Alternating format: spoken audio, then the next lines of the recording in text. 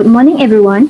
Thank you for joining us today at this important forum of the most effective way to attain happiness.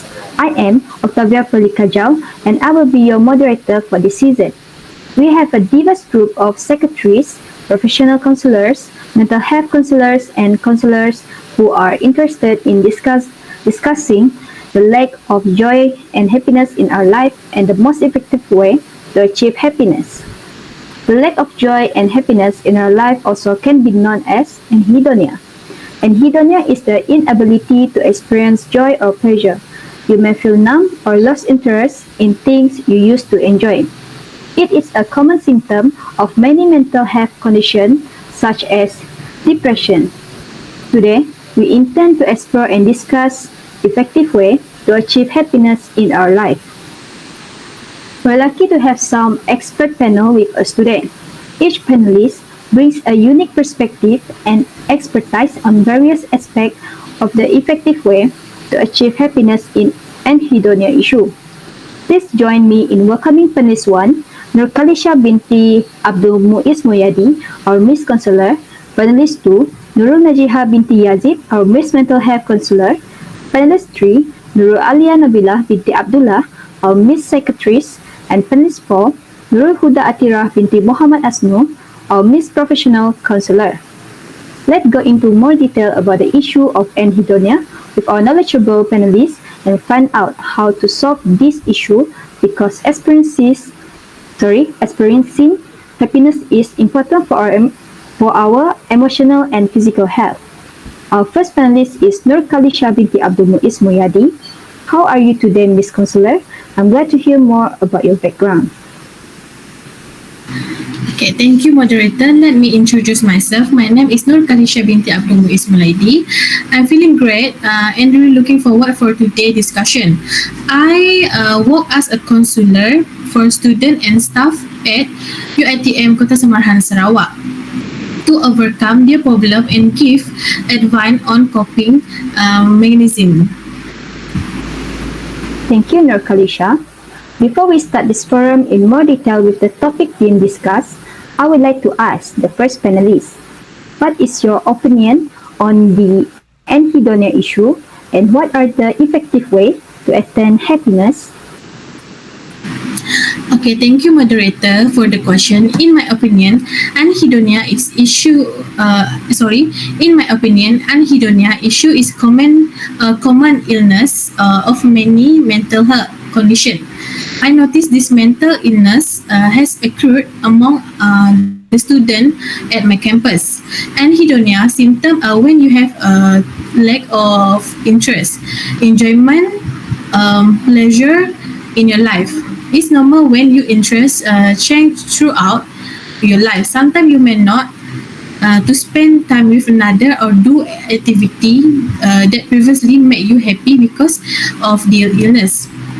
The second question is what the effective way to attain happiness. For me, the most effective way to attain happiness is by counting your blessing and practicing gratitude. Other than that, we need to take a time to engage in random act of kindness and celebrate when other people share a good news with us. Happiness is something that people seek to find. What defines happiness can vary from one person to the next person. In other, to get happiness, you have to accomplish that you want in your life so that you will feel satisfied and live life more positively. Typically, happiness is emotional state of characteristic by feeling of joy, satisfaction, contentment, and fulfillment. Well, happiness has many different definitions. It is described as involving positive emotion and life satisfaction. I think that's all for me. Thank you for your views on the anhedonia issue, discuss and a brilliant alternative idea, Miss. In addition, the most effective way to attain happiness is by having a good relationship with others. This is because all our life we are surrounded by people. Some of those people we are close to, some are just people we know, and some we will never know in our lifetime. Relationships play a very important role. Sorry, a relationship play a very important role in our life. They help us with our emotional and mental well-being through trust, support, love, and a sense of belonging. If we have strong and healthy relationship around us, I feel that we can overcome any challenge life has to throw at us. In fact, we tend to have a longer and happier life as well. Even relationships that are toxic in nature are important for us to learn some lessons and become better human beings. Let's send our forum discussion to our beloved mental health counselor panel, Ms. Jia. We'd like to hear more detail about you and your opinion. Do you agree with the opinion of our first panel that was given just now, Miss? Okay, thank you to the moderator. Assalamualaikum and hi everyone. Um, as everyone is aware, I am Nurul Habib and I work for the Malaysian Consular Board as a mental health counselor at sorry. I concur with the viewpoint expressed by our counselor at UiTM Kota Samaran Sarawak. By appreciating what we have, we can see happiness not just a goal, but as a journey full of blessing. However, I have a suggestion which is having a good heart is another powerful way to achieve happiness. In general, physical activity change brain chemistry in ways that can improve our mood. Happiness and health is closely related as we all know. The best measure of someone's happiness, physical, mental, spiritual well-being is the state of health. 36 studies have been analyzed, and the results indicate a high correlation between physical activity and mental health. Moreover, research in medicine claims that hereditary disorders are frequently inherited by individuals. By devaluing life, health, peace, beauty, and happiness, people are free to make their own decision. Alternatively, they can lead wholesome life filled with joy and happiness by making wise decisions.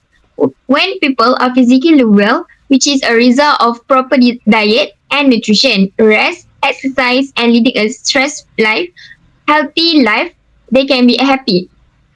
Happiness also exists in the physical realm of our live, no different from our spiritual, moral, social, intellectual, and emotional life. However, people's preoccupation with lifestyle happiness seems to overshadow this critical area of health, wellness, and happiness. Understanding all the complexities of physical well-being is essential to living a healthy and happy life. That's all for me. Thank you. Thank you, Miss, for your sharing of alternative ideas of the best effective way to achieve happiness. Next is third panelist, Miss Alia, our psychiatrist. Do you agree with our second panel opinion that good health is an effective way to achieve happiness? And also, I would like you to tell us more about your current job. Hi. First of all, I want to say thank you to the moderator, and my name is Nurul Alina Nabila binti Abdullah. As you all know, I'm the psychiatrist in the psychology department, Hospital Kuala Lumpur. I agree with the idea that good health is indeed closely linked to overall well-being, can significantly contribute to happiness. But I have some addition to this topic that there are several factors to support the idea that good health is ineffective. First, with the social connection. Social connection, we can good health can positively influence social interaction. When you feel well, you are more likely to engage in social activities, with maintain relationship and participate with community event. Second, with increased productivity, being in good health often translate to increased productivity.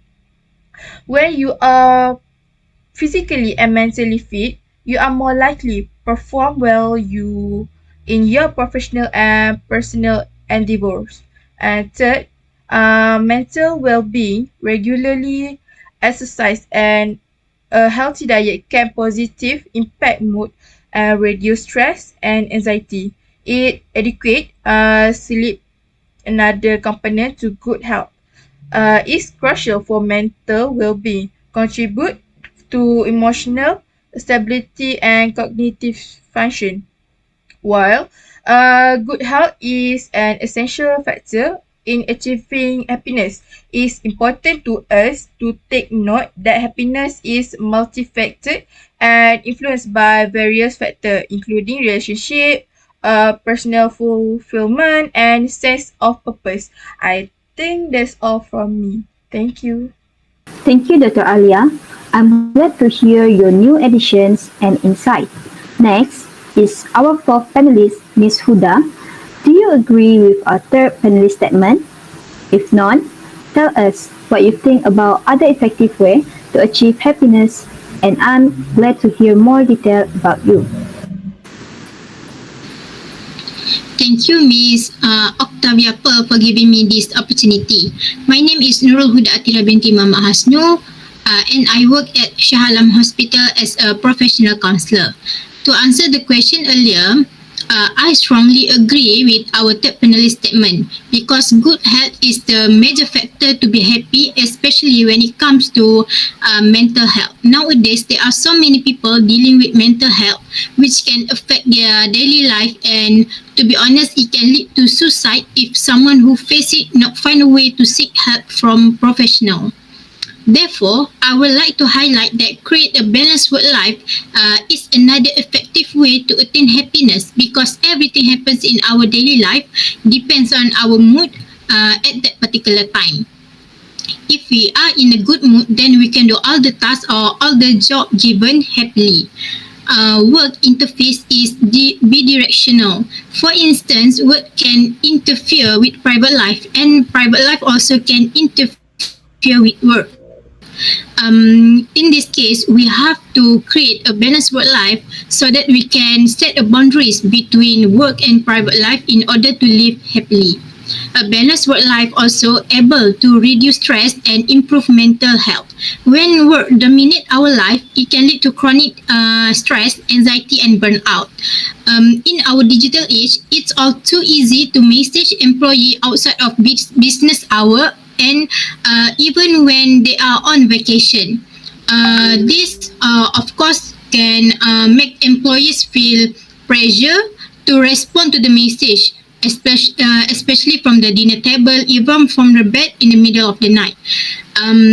This is the reason why we should balance our work life. As for the boss itself, you have to know what the right time you can message your employee. And for the employee, you have your right to ignore the message out of your working hour to protect yourself from feel burden and stress. As I said earlier, we have to create a boundaries between working hour and our time at home with family. I strongly believe by spending time with family or doing our hobby after work can recharge their energy. Everyone in this world need their so-called me time to release tension. All I can say is don't work too much. Studies show that working more than 45 hours per week is detrimental to both physical and mental health. Take an annual leave to go on some vacation with family. Release tension, left all the work burden behind for the sake of mental health and happiness. Last but not least, by creating a balanced work life also can enhance physical health. Chronic stress from work imbalance can also negatively impact our physical health. It can weaken our immune system, increase risk of heart disease, and contribute to other health problems. By prioritizing time for sleep, exercise, and applying health eating habits can help to optimize our physical health and contribute to greater happiness. But all of which can be difficult with an overloaded work schedule. So we need to create a balanced diet, so we need to create a balanced work life in order to attain happiness and live happily. That's all from me. Thank you. Thank you, Ms. Huda, as a fourth panelist. The conclusion for the discussion forum on the effective way to achieve happiness can be formulated as by holistic and integrated thinking. Forum participants appreciate that happiness is not the result of one factor alone, but a combination of various aspects such as social relationship, life goal, health, and personal growth. The integrated approach helps create the necessary balance. Through this forum, participants can develop a deeper understanding of the concept of happiness and plan concrete steps to achieve it. By exchanging thoughts, experiences, and suggestions, this forum becomes a productive space to support personal growth and share happiness. That's all from us. Thank you.